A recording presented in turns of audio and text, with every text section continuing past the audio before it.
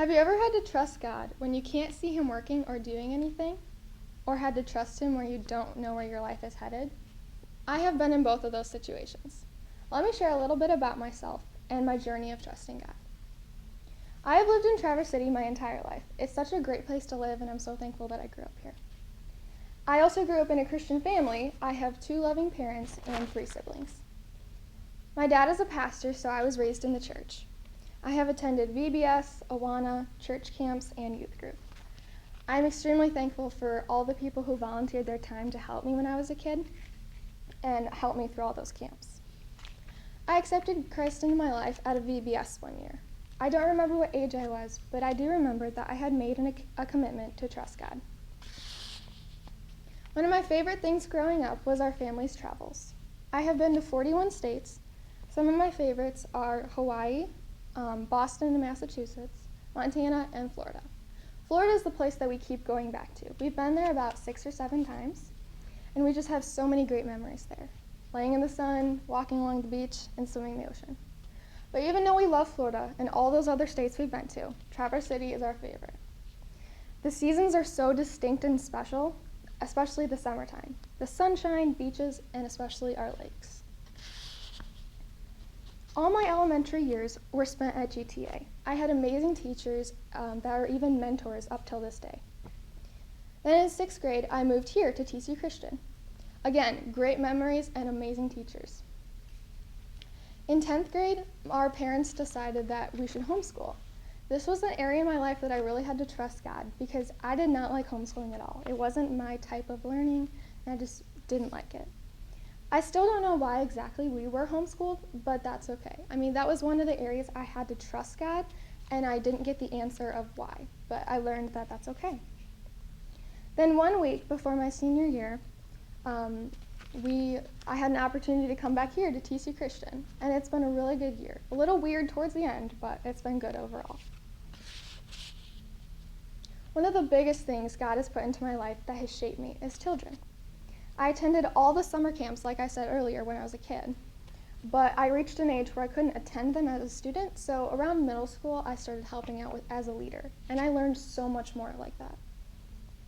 I helped out with the sports camps, arts camps, VBS, and Adventure Camp. Adventure Camp is a week-long camp full of fun, loud games, hanging out at the lake, and having chapel time. It is amazing to watch these children grow spiritually over just a couple days. To see them read their Bibles, worship, encourage each other, or even when that quiet girl in my small group speaks up. It's just so astonishing to me. One summer at the end of camp, this girl came up to me and she told me that she had accepted Christ into her life, and that I was one of the reasons why. That was very encouraging for me to hear.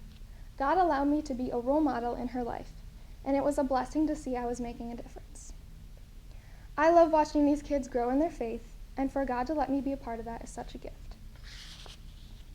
Another event that I was involved in was our senior missions trip to Belize. This was my favorite trip overall, and that's a lot because I've been to, like I said, 41 states, but Belize was my favorite trip I've ever been on. It was full of amazing memories. Sleeping in a twin bed with Sydney, putting on Bible skits for the kids, learning crazy dance moves to their worship songs, or saying "what" 3 times in a row because the kids would talk so fast in Spanish we would have no idea what they were saying. But those are all such good memories. Right when we got there, the kids were all over us like we were old friends. I can't even describe the relationships that we made there. There was so much laughter, jokes, and many hugs. In Matthew 19:14, Jesus said, "Let the little children come to me, and do not hinder them, for the kingdom of heaven belongs to such as these." I got a good picture of what it means to let the little children come to you, and why the kingdom of heaven belongs to such as these. Children are so carefree and trusting. One day, there was a little girl named Abby. She didn't really know me at all, but she was about 1 year old, and I got to hold her, pick her up, and got her laughing within 2 minutes. The trust of a child is so incredible. It taught me to be more like a child with trust in God. There are so many people I would like to thank that have helped me grow in life. First, to my parents and my grandparents. To my dad, for preparing me spiritually and mentally to becoming an adult. You sat me down and told me all the pros and cons to becoming an adult and how to best thrive in life. To my mom, for always listening to me, giving me advice, and praying for me. You have been a role model to me and inspired me to pray about everything and strive toward a relationship towards God. To my grandma, for taking me shopping, baking with me, watching Hallmark all the time, and teaching me different life lessons that you've already learned. To my grandpa, for showing me what hard work looks like and why we should work hard, and taking me fishing and hunting, even though I got bored pretty quick. Next, we have my siblings. We obviously don't take the best pictures together, but before those pictures were taken, we were probably having a lot of fun. Even though we have our differences, I wouldn't wish for different siblings. To my older sister, Annika, for being a good example to me and always being there for me.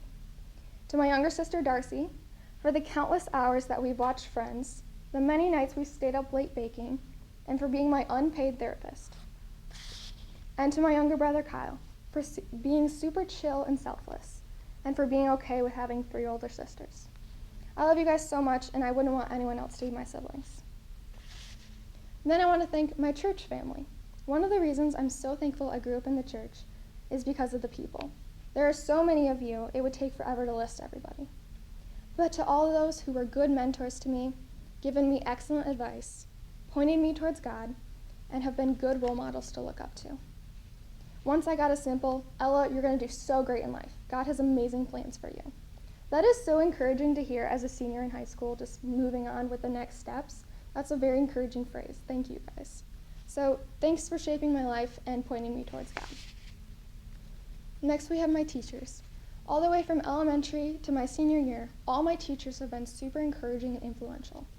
Like teaching me not just school, like academic-wise, but teaching me life lessons. So thank you guys for that. Lastly, God, for getting me to this point. I'm so thankful for my childhood and all the amazing people I met along the way. And all the times I needed to trust him. It was such a growing experience. So a lot of people have been asking me what I want to do with my life. And I just tell them, I don't know, because it's such a big question. I don't know what life holds, or I don't even know my next step. And that is a very hard thing for me to admit. I'm such a planner. If you gave me my entire life right now, I would start planning it. I'm just like that. I like to organize. But in this case, I don't know. But I do know I want to work with kids. I have looked into a couple different things. Number 1, teaching. I've considered becoming an elementary teacher for a while. It would be a great experience to work with the kids daily and help them learn. Secondly, missions work. Like I said earlier, Belize was my favorite trip, so I would love to go on more trips like that. So no, I don't know what I want to do with my life, but I've learned that that's okay. If I had the whole plan of my life right now, I probably wouldn't trust God with any of it. So right now, I am trusting him with the next step and every step after that. Proverbs 3:5-6 says, "Trust in the Lord with all your heart, and lean not on your own understanding. In all your ways submit to him, and he will make your path straight." So if I could leave you with anything, it would be to enjoy the life that God has given you, and trust the author of your story because he is trustworthy. Thanks for listening.